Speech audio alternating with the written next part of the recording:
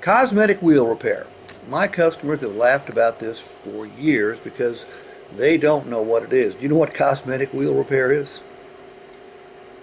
I'm guessing if it's got pits from the salt and stuff like that, it needs to be No. repaired. No, we will not do that. That's sort of normal wear and tear. Okay. But you've been to fast food restaurants, drive-throughs. Have you ever noticed how the curbs are always sort of black where people have rubbed their tires up against them? Yes.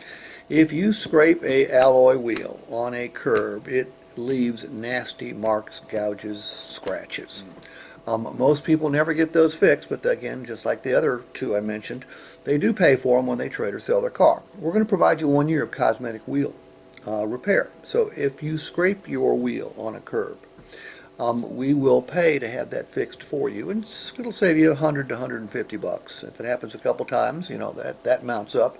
But most importantly, when you go to trade or sell your car, chances are your wheels will be in top-notch condition. Okay?